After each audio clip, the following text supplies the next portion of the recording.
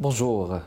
C'est avec plaisir que nous accueillons aujourd'hui, dans le cadre de Arts et Lettres chez ICI Télévision, Mme Carmen Jolin, co-directrice générale du groupe La Veillée.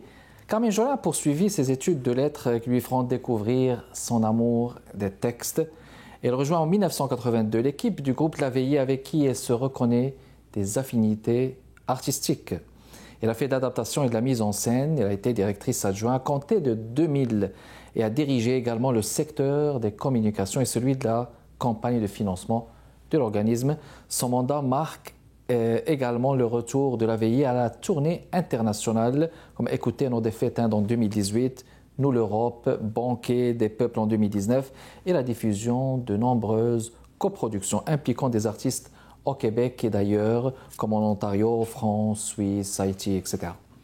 En fin 2020, Carmen Jolin annonce la fin de son cycle de direction et la saison 2021-2022 constitue sa dernière programmation. Ici Kamal Benkiran, bienvenue chez Arts et Lettres et je vous souhaite la bienvenue parmi nous, Madame Jolin. Bonjour, merci de m'accueillir. Vous avez très bien fait une description assez claire de ma démarche. De votre parcours, ça fait plaisir, oui. Madame. Bon, vous avez une formation polyvalente, vous êtes polyvalente, formation en lettres, vous avez été actrice, vous êtes comédienne, musicienne, vous adaptez des romans, donc c'est plusieurs chapeaux. Et comment justement vous êtes abouti à cette passion finalement du théâtre, on va dire? Du théâtre. Ça a commencé par la musique d'abord. J'ai chanté, puis j'ai composé aussi un peu des chansons. Puis j'ai fait plusieurs spectacles dans ma région je pensais peut-être que de me diriger plus vers la chanson, effectivement, vers l'interprétation. Et puis j'ai rencontré des gens du milieu théâtral et puis je me suis intégrée à des jeunes compagnies dans ma région, à Trois-Rivières. Et le chemin du théâtre s'est un peu plus précisé pour moi. Et quand je suis déménagée à Montréal, j'ai rencontré effectivement l'équipe du groupe de La Veillée. Et puis, c'est aussi avec eux que j'ai trouvé qu'il y avait des valeurs sur la recherche théâtrale, sur la présence de l'acteur sur la scène, sur l'énergie de la présence, l'énergie physique aussi, le corps qui était amené à se déployer aussi pendant tout ce travail-là. Ça m'intéressait beaucoup. Il y avait des gens aussi qui m'ont fait connaître d'autres territoires de la littérature internationale, parce que la compagnie comprenait des gens qui venaient d'ailleurs aussi. Le chef du groupe de La Veillée pendant plusieurs années, c'était un Polonais qui s'appelait Theo Spichalski. Et c'était un retour en arrière. Moi, j'avais fait lorsque j'avais 19-20 ans, un voyage important en Europe, où j'étais allée visiter des lieux où il se passait des actions théâtrales assez spécifiques. Donc, je suis allée en Angleterre, j'ai vu Peter Brook, son travail. Je suis allée en Pologne et en Tchécoslovaquie.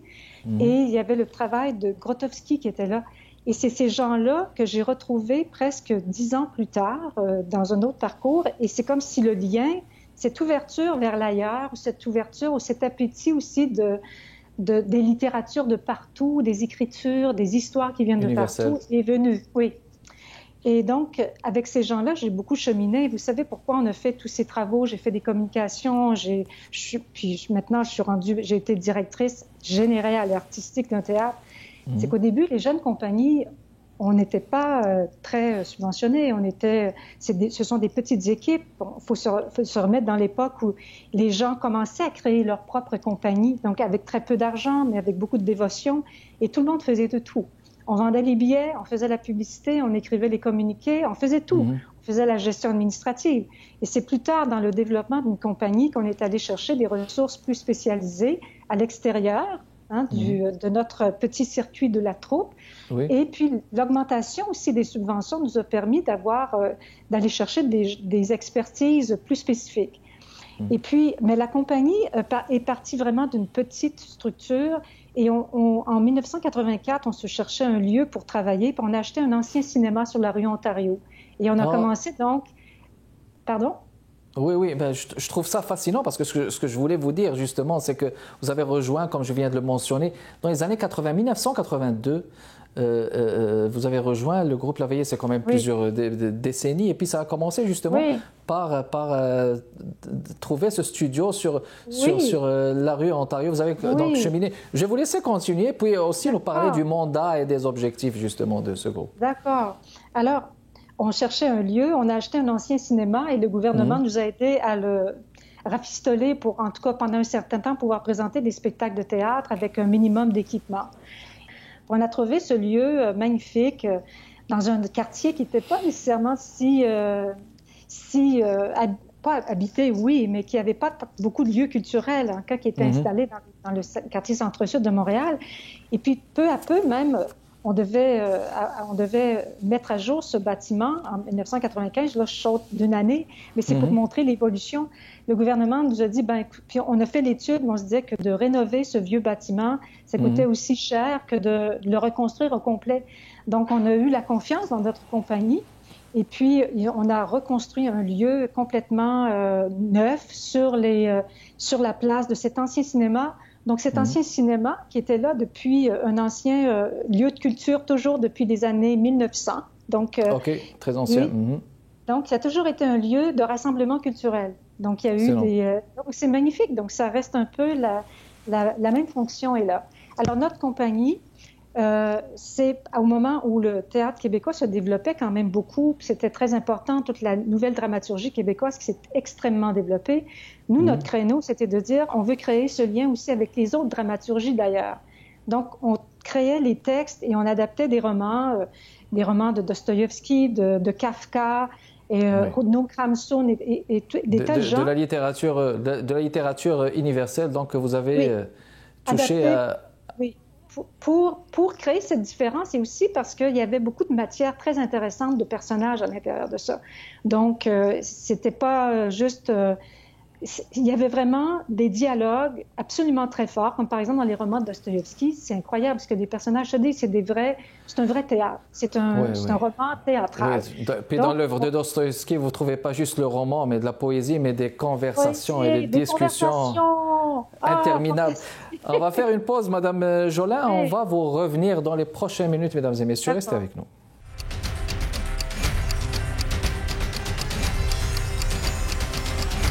Nous sommes de retour avec vous, mesdames et messieurs. Art et lettres chez ICI Télévision. Madame Carmen Jolin, co-directrice générale du groupe La Veillée. Théâtre Prospero. Passionnante discussion sur le parcours de Madame Jolin, sur le groupe La Veillée. Madame Jolin, là, dans les documentations qu'on trouve, il y a de fascinantes descriptions, comme là, je lis La Veillée, les lieux effervescents qu'elle anime, le Prospero sont devenus un point d'ancrage et de rayonnement de la création et de l'exploration théâtrale sous de formes multiples pour le développement de points de vue distinctifs. Je pense que ça rejoint aussi les points de vue distinctifs différents de cette universalité, pas juste francophone dans le monde, c'est bien ça? Oui, et c'est un lieu ouvert à l'altérité aussi, ça l'a toujours été. Il y a eu des acteurs qui ont travaillé ici, qui ont été de toutes les nationalités. Ils arrivaient même au Québec et parfois, ils avaient des difficultés à pouvoir même s'intégrer, mais ils savaient qu'ils venaient rencontrer des gens du groupe de La Veillée et il y avait une grande ouverture parce que, bon, on ne faisait pas nécessairement seulement la littérature québécoise avec l'accent souvent de nos qui était inscrit, mais donc c'était pas si important d'avoir une langue parlée. Oui, la langue parlée, ça devait être clair, mais pas que l'accent qui est sans accent ou qui a aucune. Non, il y avait cette couleur culturelle. Il y avait des gens aussi qui avaient des formations qu'ils avaient prises dans l'Europe de l'Est et ailleurs, même en France aussi, et on s'enrichissait de cette culture-là et de cette façon de voir les choses. Donc, oui, et en plus, le groupe de La Veillée qui fait ses propres créations, donc avec des metteurs en scène qui essaient d'inscrire une vision très particulière, audacieuse, de sortir un petit peu des conventions et d'aller, de se lancer des défis de clarté, des défis d'énergie, des défis d'imagination aussi, imaginatif, et de déborder un cadre réaliste, mais d'aller sur d'autres territoires de jeu, d'autres territoires scéniques aussi. Donc, sortir de l'habitude un peu, se sortir soi-même de ses habitudes. Oui. Puis donc, c'est un théâtre que toujours, c'est un peu différent. C'est marqué par... C'est une maison de création dans laquelle on peut faire des aventures artistiques. Et on ne connaît pas les résultats nécessairement, mais on assumait que c'était ça le chemin. Il fallait qu'on crée un espace où la création et l'aventure théâtrale étaient possibles. Et on invite, parce qu'on n'est pas les seuls à présenter nos créations, toutes des compagnies aussi d'ici, mais aussi d'ailleurs, à l'extérieur du Québec, à venir présenter leurs productions aussi chez nous. Donc, on a une programmation de 10 spectacles par année. Et ces autres donc cette programmation, vous y avez participé, c'est votre dernière, la saison 2021-2022 constitue donc justement votre dernière programmation. Voulez-vous donc nous parler des grands traits justement de cette programmation pour les gens aussi qui suivent le groupe et le Théâtre Prospero? C'est à vous, madame. D'accord. Je trouve que cette dernière programmation, d'abord, elle reflète un peu mes choix artistiques ou les visions, la vision et les projets que j'avais envie de développer dans les 12 dernières années. Et entre autres, ça commence par un territoire de parole. Pour moi, j'ai créé c'est pas un événement, mais c'est de trouver du temps pour que les créateurs puissent travailler en exploration et non pas juste s'en aller vers une production. Donc l'exploration de nouvelles écritures scéniques, c'est bien ça? De nouvelles écritures scéniques. Et là, on leur donne les moyens, du temps, nos techniciens, la salle, pour qu'ils explorent, mais qu'ils ne fassent pas juste une lecture, mais qu'ils rentrent dedans et qu'ils essaient de créer presque une première maquette. Mais le but n'est pas de s'en aller en production, donc c'est un territoire d'exploration. Et il manque beaucoup ce temps pour les créateurs de faire des laboratoires avant de s'en aller dans la grande aventure de la production, qui, elle, est beaucoup plus serrée. Il y a des objectifs, puis il faut les rencontrer, puis on a des dates de remise et tout ça. Donc, c'est vraiment une ère d'exploration qui est importante. Donc, on a 2 projets qui vont être présentés au mois de septembre-octobre, dans le cadre aussi du Festival international de littérature. OK, le film. Oui, le film. Et puis après, à partir de novembre, fin novembre, là, on fait une grande reprise d'un spectacle qui était qui était un grand succès pour moi, pas seulement médiatique ou de public, mais un grand succès artistique. Parce que c'était une adaptation, justement, de Platonov. C'est un texte de Tchekhov, mais qui a été adapté, et Angela Conrad, qui est une metteur en scène d'avant-garde, je dirais, maintenant, elle a vraiment composé une équipe de 8 acteurs qui se sont donnés à plein dans un jeu, justement, qui dépasse un peu les conventions et qui pousse assez loin. C'est très intéressant, c'est très chaud. Ça parle d'amour, des conflits de pouvoir dans les relations et tout ça. C'est un spectacle très intéressant et qui est très attendu. Puis plus tard, on a un texte, encore une fois, de la dramaturgie étrangère. C'est un Allemand qui s'appelle Roland Schimmelfennig et ça s'appelle Solstice d'hiver. Et c'est une coproduction avec le Théâtre français de Toronto. Donc ça aussi, c'est un projet qu'on avait amorcé dans les dernières années, essayer de créer un pôle entre les 2 grandes métropoles culturelles. Et là, maintenant, on est en entre Paris et Toronto? Non, entre Toronto et Montréal, pour celui-là. Et Montréal, OK. Ça, c'est notre corridor Toronto-Montréal. Plus tard, on a une création avec l'Europe. Donc ça, c'est avec Catherine Deléan, Benoît Moffett, Grégory Chlady. Le metteur en scène est de Toronto. Ils viennent ici. C'est une famille qui reçoit un étranger pour Noël et c'est un personnage plutôt obscur. On ne sait pas trop comment ça se fait qu'il est arrivé là, mais en tout cas, il crée tout un émoi dans cette famille. C'est un spectacle caustique avec beaucoup d'humour, mais qu'on voit que cette personne-là, c'est presque comme un fantasme du retour du fascisme. Alors, c'est un peu ça. Il arrive à Noël, mais toutes ces réflexions font appel à un vieux passé que les Allemands préféreraient oublier. Et il ramène, puis cette famille désorientée ne voit pas trop comment se sortir de l'arrivée de cette force nouvelle qui essaie de rentrer dans cette... et en fait, c'est une sorte de symbole que ça rentre dans nos esprits. La montée de la droite, on est vraiment devant la montée de la droite. Et plutôt de l'extrême droite. On ne peut pas passer sous silence ça, justement, oui. Oui, donc ça, c'est ça. Et puis après, plus tard, on a un spectacle mis en scène par Christian Lapointe, qui est aussi un metteur en scène assez audacieux à Montréal et qui va rejoindre, on a 2 nouveaux acteurs avec qui nous, on n'avait jamais travaillé, on est très content d'accueillir, c'est Céline Bonnier et Emmanuel Schwartz, qui sont 2 acteurs, c'est la première fois qu'ils vont jouer ensemble, ça c'est une première, et c'est un texte de Martin Crimp, d'un auteur britannique, et là vraiment, j'invite vraiment les spectateurs à aussi venir voir ça parce que ça va parler beaucoup des relations de pouvoir entre l'homme et la femme. Alors, toute la question très délicate de maintenant qui est traitée, où se situe, qu'est-ce qu'on a le droit de dire, qu'est-ce qu'on n'a plus le droit de faire. Donc, exactement. Madame Jolin, bon, encore une pause, permettez-moi d'interrompre, mais là, je vais vous permettre de continuer au bout de votre pensée. On va le faire après la pause. Restez avec nous, mesdames et messieurs.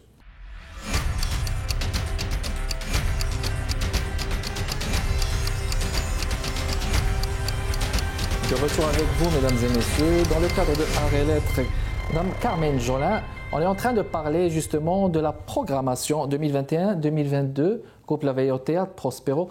Il y a des affaires qui sont très intéressantes. Je vais vous permettre d'aller jusqu'au bout de votre pensée, Madame Jolin. Puis, bon, là, vous ne donnez pas de date, mais j'imagine que les gens vont aller, n'est-ce pas, au site web pour avoir la programmation. Je vais vous laisser argumenter à ce niveau. D'accord.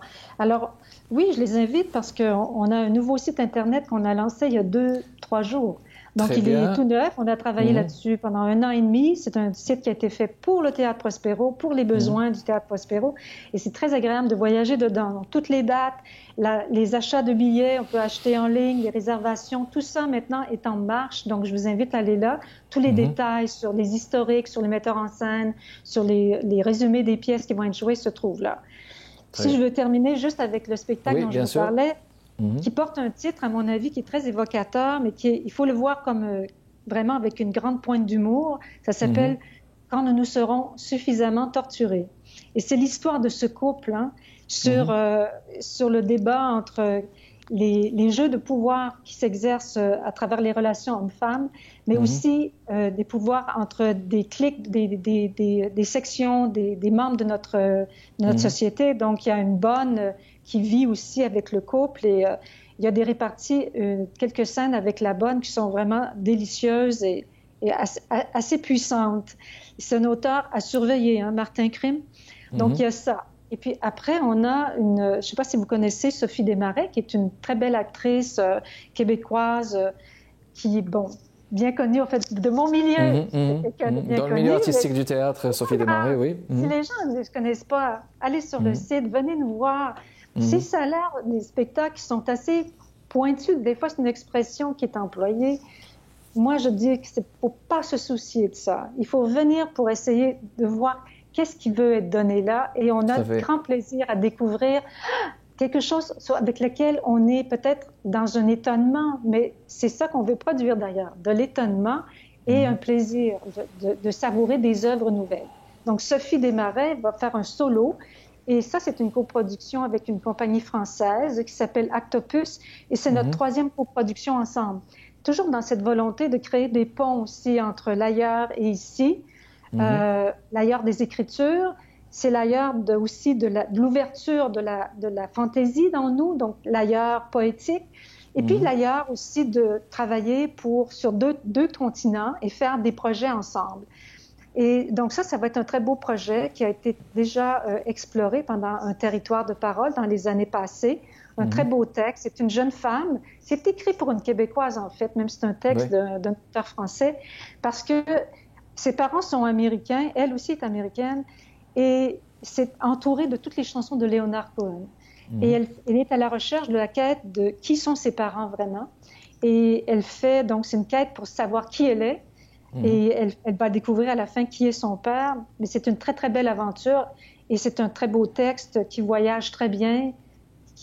C'est un texte très bien écrit, c'est-à-dire qu'on savoure le texte.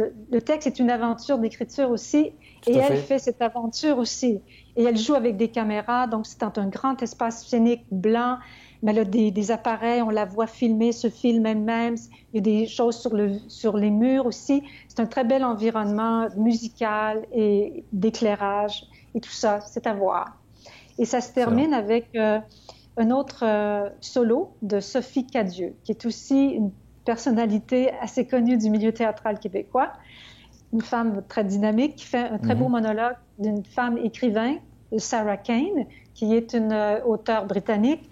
Et c'est un texte, celui-là, assez tragique, mais qui est monté dans l'esprit pour faire valoir que c'était une femme qui avait envie de luminosité. Et que malgré tous ses problèmes psychiques, c'est quelqu'un qui cherchait vraiment à ressusciter finalement d'une expérience de vie sombre, mais qui voulait chercher la lumière. Et c'est comme ça que le spectacle a été disons, c'est sous cet angle-là que le metteur en scène veut lancer le texte de Sarah Kane qui s'appelle 4.48 Psychose. Okay. Et puis, pour terminer, dans la salle intime, elle a été fermée toute l'année passée à cause de la pandémie, parce que c'était une salle trop petite qui ne pouvait pas contenir les gens, qui n'était pas sécuritaire pour recevoir du public. Elle va réouvrir cette année, mais à partir du mois de janvier, et il y aura 4 créations de jeunes compagnies. Puis ça aussi, c'est tous des textes nouveaux qui vont être présentés pour la première fois.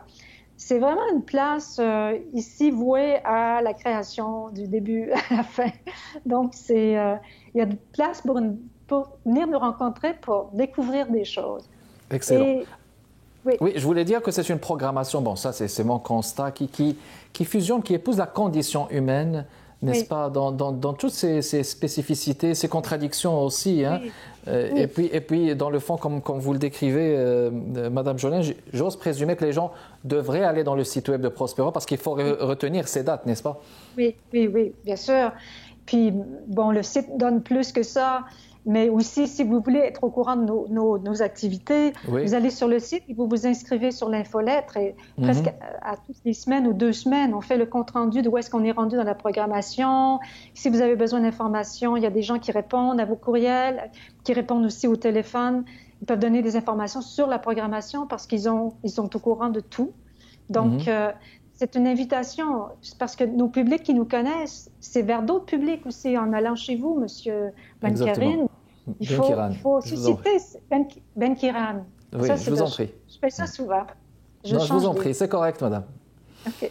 Alors, je suis contente donc d'avoir l'occasion de parler à des publics avec lesquels on n'est pas souvent en contact.